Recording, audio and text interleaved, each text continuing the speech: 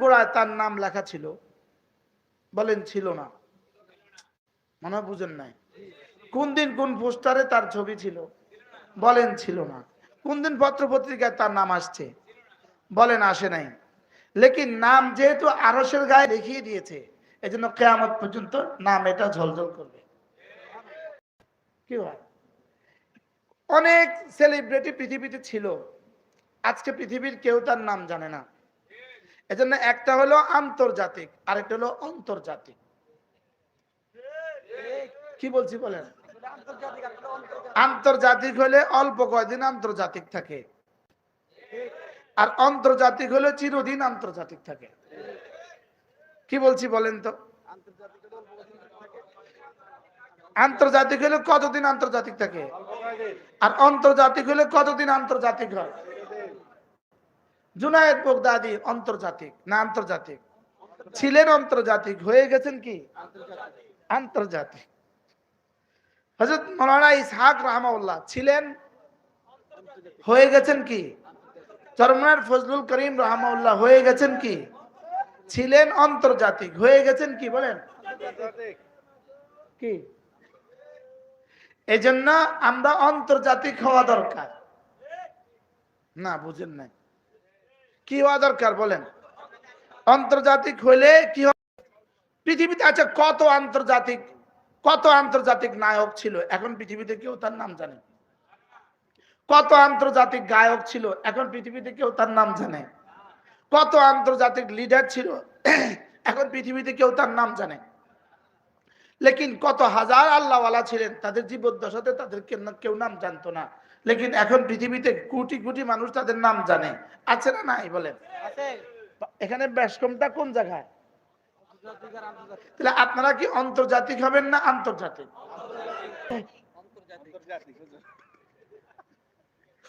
আন্তর্জাতিক হলে কি হওয়া যায়? আন্তর্জাতিকও হওয়া যায়। এজন্য আন্তর্জাতিক হওয়ার জন্য কিছু পলিসি আছে। 4টা জিনিস না হলে আন্তর্জাতিক হওয়া যাবে না। কয়টা? 1 নাম্বার ঈমান, বলেন। 2 নাম্বার ইসলাম, 3 নাম্বার ইহসান, 4 নাম্বার তাকওয়া। এই 4টা লাগবে। কয়টা? কয়টা আবার বলেন, কয়টা? কি কি? ইসলাম, ইহসান। এই 3 নাম্বার শব্দটা আমাদের অনেকের শোনা হয় নাই, শোনা হলেও বোঝা হয় নাই। ইহসান, তাকওয়া। কয়টা লাগবে? রাসূল করিম সাল্লাল্লাহু তাআলা আলাইহি ওয়াসাল্লাম বাইতুল্লাহ শরীফের সামনে মুলতাজিমের সামনে রাসূল বসতেন। রাসূল বসা ছিলেন মুলতাজিমের সামনে। ইয তালা আলাইনা রাজুল, হযরত ওমর বলেন, হঠাৎ করে আমাদের সামনে একজন মানুষ এলেন। হঠাৎ করে কোত্থেকে যেন উদয় হলো, এসে তিনি রাসূলের সামনে এভাবে বসলেন যেমন এক ওস্তাদের সামনে ছাত্র বসে। ফাআসনাদা রুকবাতাইহি ইলা রুকবাতাইহি, তিনি তার 2 হাঁটুকে রাসূলের হাঁটুর সাথে মিলিয়ে দিলেন। ওয়া ওয়াদা কাফাইহি আলা ফাখিদাইহি, 2 হাতকে 2 রানের উপরে রাখলেন। এবার জিজ্ঞেস করলেন, ইয়া মুহাম্মদ, হে মুহাম্মদ, আমাকে একটু বলবেন কি মাল ইসলাম, ইসলাম কি? প্রশ্ন বলেন কি? মাল ইসলাম, ইসলাম কি বলেন? রাসূল জবাবে বললেন, আন তাশহাদা আল্লা ইলাহা ইল্লাল্লাহ ওয়া আন্না মুহাম্মাদান আবদুহু ওয়া রাসূলুহু ওয়া তুকিমাস সালাহ ওয়া তু'তিয়াজ যাকাহ ওয়া তাসুমা রমাদানা ওয়া তাহুজ্জাল বাইতা ইন ইসতাতা'তা ইলাইহি সাবিলা।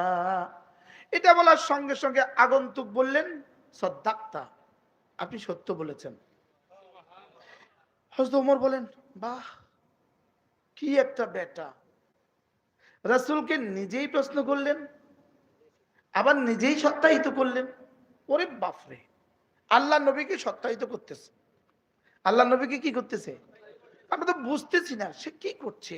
চেহারাও অনেক সুন্দর, চুলগুলো একদম কালো, জামা পায়জামা খুব সুন্দর, সাদা, কেউ চিনছিলাম না তাকে, আবার দূর থেকে কোথাও আসছে এটাও বোঝা যাচ্ছে না। এবার দ্বিতীয় প্রশ্ন করে দিলেন, মাল ঈমান, ঈমান কি, ঈমান কি? এবার রাসূল বলেন, আন তুমিনা বিল্লাহ ওয়া মালাইকাতিহি ওয়া কুতুবিহি ওয়া রুসুলিহি ওয়াল ইয়াউমিল আখির ওয়াল কদরি খাইরিহি ওয়া শাররিহি মিনাল্লাহি তাআলা। এখানে ওয়াল বাআসে বাদাল মাউতটা এই শব্দে নাই, অন্য রিওয়ায়াতে আছে ওয়াল বাআসে বাদাল মাউত। রাসূল বলেন এই ৭টার উপরে বিশ্বাস করা এটা হলো ঈমান, ৫টা আমল করা এটা হলো ইসলাম, ৭টার উপরে বিশ্বাস করা এটা হলো কি ঈমান। তাহলে মোট কয়টা পাইলাম? বিশ্বাসের কয়টা? ৭টা। বিশ্বাসের কয়টা? কর্মে কয়টা? ৫টা। বলেন কর্মে কয়টা? কালিমায়ে শাহাদাত, নামাজ, রোজা, হজ, যাকাত। কর্মে কয়টা? ৫টা। বিশ্বাসে কয়টা? ৭টা। তাহলে বিশ্বাসে ওই ৭টা, এটা হয়ে গেল ঈমান। কর্মে ৫টা, এটা হয়ে গেল কি ইসলাম। তাহলে মোটামুটি নাজাতের জন্য একটা রাস্তা পাইয়া গেলাম, ঈমান এবং ইসলাম। বলেন এই ঈমানের এই ৭টা, ইসলামের এই ৫টা যদি থাকে, মোটামুটি ৫ নাম্বার পায়া জান্নাতে যাবে। কি বলছি বলেন তো? মোটামুটি জান্নাতের দুয়ার খুলবে ইনশাআল্লাহ। মোটামুটি জান্নাতের দুয়ার কি কি দিয়া? ৭টা আর ৫টা দিয়ে। এখন আমি কি শুধুই জান্নাতের দুয়ার খুলবো, নাকি জান্নাতকে আরো সুন্দর বানাবো?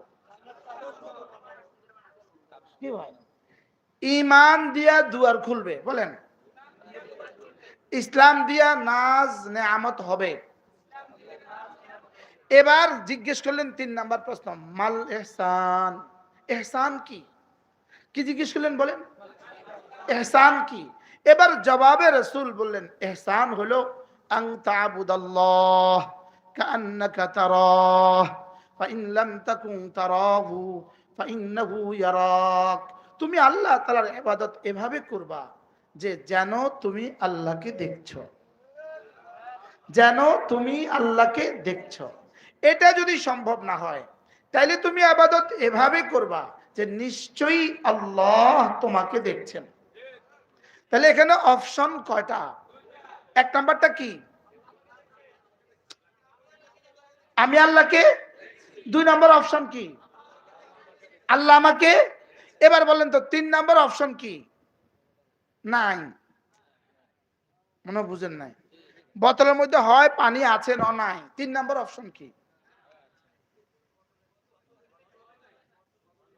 বোতলেই নাই।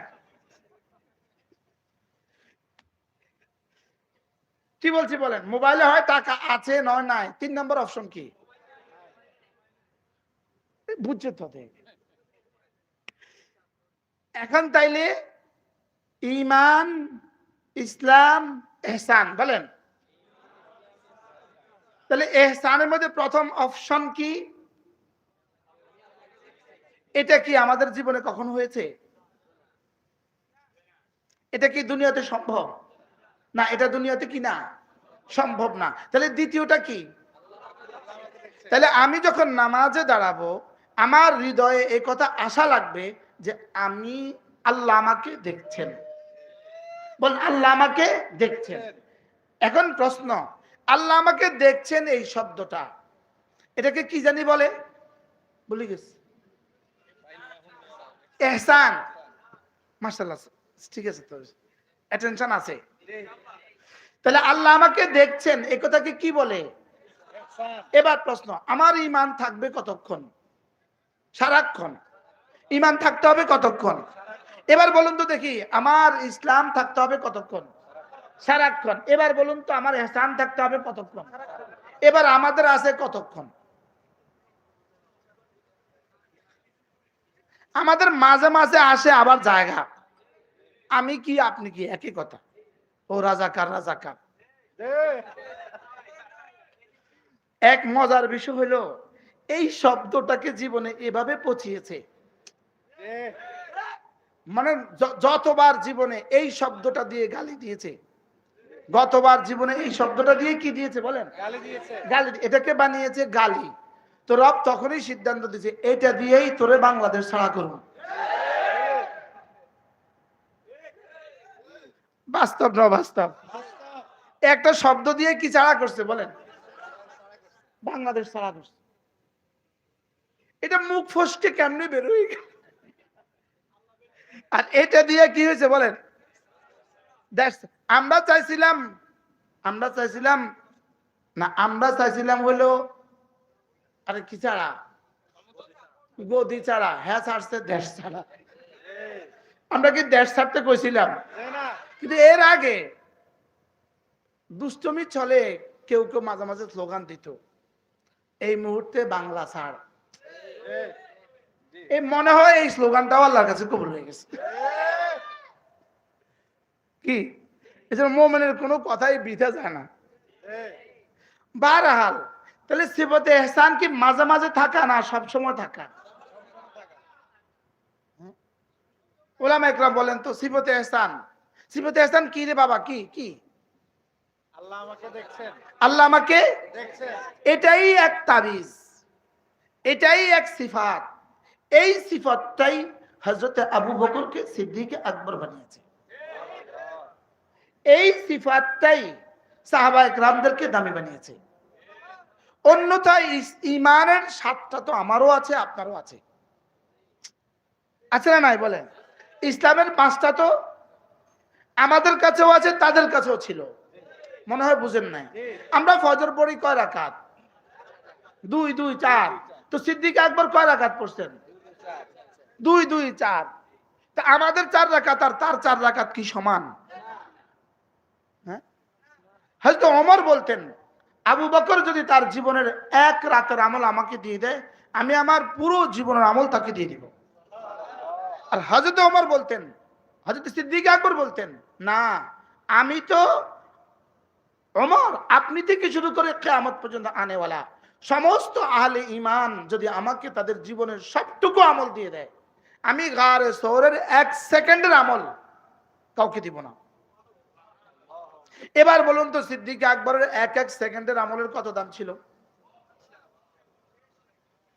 সাহাবা ইকরামের এক মুদ মানে একটা আরবি পরিভাষার মুদ, একটা মাপযন্ত্র, 3.5 এরকম। এরকম এক মুদ আল্লাহ রাস্তায় দান করা, 1 সর আল্লাহ রাস্তায় দান করা, 1 শের আল্লাহ রাস্তায় দান করা, কিয়ামত পর্যন্ত আনেওয়ালা প্রতিটা মানব জাতি যদি, প্রতিটা মানুষ যদি একটা একটা উহুদ পাহাড় পরিমাণ স্বর্ণ আল্লাহ রাস্তায় দান করে, সাহাবাদের 1 কেজি গম দান করা তার চেয়ে শ্রেষ্ঠ। সুবহানাল্লাহ বলে না কেন? এবার প্রশ্ন কেন? আবার বলেন কেন? তাহলে ইহসানে কি করে? ইবাদতকে দামি বানায়। বলেন ইহসান ইবাদতকে কি বানায়? ইহসানে কি করে? চিনি দিলে কি না শরবত কি হয়? দুধ দিলে মজা হয়। বুঝেন না মনে? দুধ দিলে মিষ্টি হয়। দুধ দিলে কি হয় বলেন?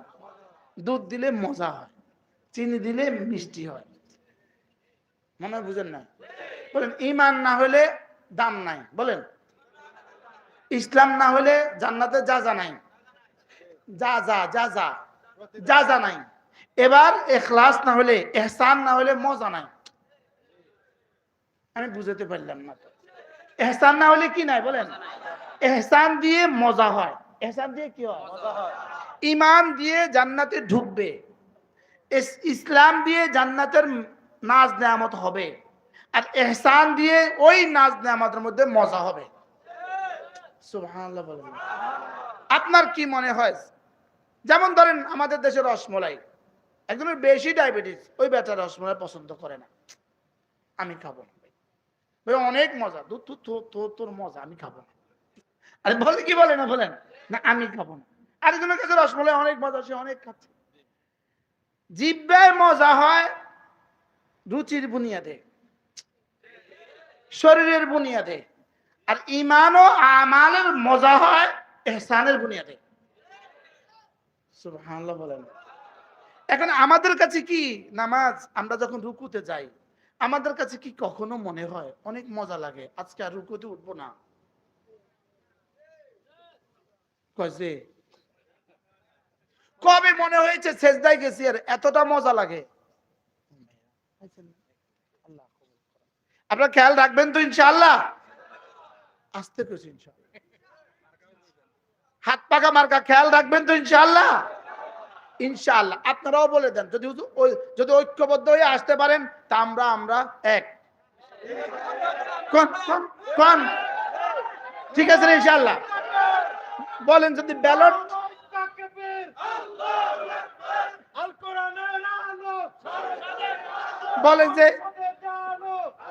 বলেন যে ব্যালট একটা নিয়ে আসবেন, কোন কি কইছি কোন?